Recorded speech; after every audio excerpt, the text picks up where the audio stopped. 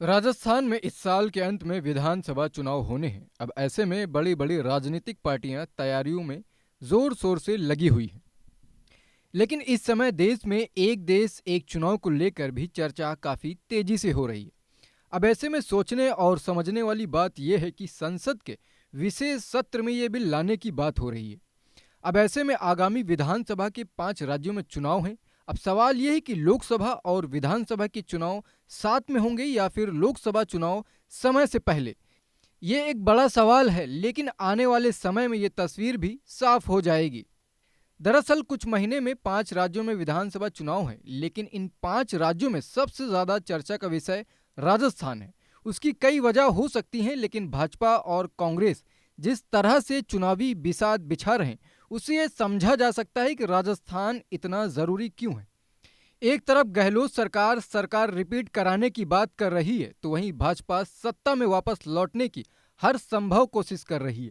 लेकिन अब ऐसे में राजस्थान में दो पार्टियां अपनी सरकार बना चुकी हैं, लेकिन तीसरे विकल्प के रूप में आम आदमी पार्टी ने भी खुद को जनता के सामने पेश कर दिया है। आपको बता दें कि राजस्थान में आम आदमी पार्टी कोई भी कसर नहीं छोड़ना चाहती। आपने सीएम अशोक गहलोत की तर्ज पर जनता के सामने गारंटी कार्ड लॉन्च कर दिया है। इस मौके पर मौजूद पंजाब के सीएम भगवंत मान भी थे और यह कार्यक्रम जयपुर में किया गया।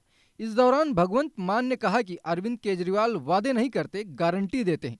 इनकी दी हुई गारंटी बदल नहीं सकती। सीएम मान ने कहा कि ये गारंटी हम दिल्ली और पंजाब में पूरी करके दिखा रहे हैं।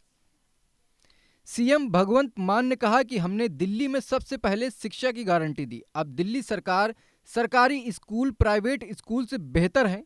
शिक्षा की गारंटी हमने पंजाब में भी लागू की। रिजल्ट ने बता दिया कि सरकारी स्कूल के छात्र फर्स्ट क्लास पास हुए हैं। उनको प्रोत्साहन राशि के रूप में 50,000 रुपए दे रहे हैं। उन्होंने कहा कि हम जुमले नहीं सुनाते। हमने पंजाब की कोयले की खान शुरू की, कोयले थर्मल प्लांट पहुंचाया और बिजली दी। शहीद सम्मान राशि हमने दी। पंजाब में शहीद के अंतिम संस्कार से पहले 1 करोड़ रुपए की सम्मान राशि मिल जाती है। कुछ मामलों में शहीद का दर्जा नहीं दिया गया, उन्हें भी हमने 1 करोड़ तक का चेक दिया।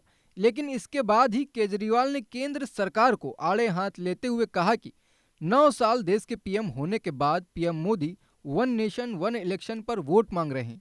हमें उनसे क्या लेना देना, 9 साल काम करते तो वोट मांगते। इसका मतलब पीएम मोदी ने कोई काम नहीं किया। सीएम केजरीवाल ने कहा कि होना तो ये चाहिए वन नेशन वन एजुकेशन। मैंने सोचा कि मोदी 9 साल में वन नेशन वन इलेक्शन की बात क्यों कर रहे हैं। लेकिन अब सवाल यह है कि राजस्थान में आपको गारंटी कार्ड से कितना लाभ होता है, ये तो आने वाले विधानसभा चुनाव ही तय करेंगे। फिलहाल इस वीडियो में बस इतना ही। ऐसी और भी वीडियोस देखने के लिए चैनल को सब्सक्राइब करें।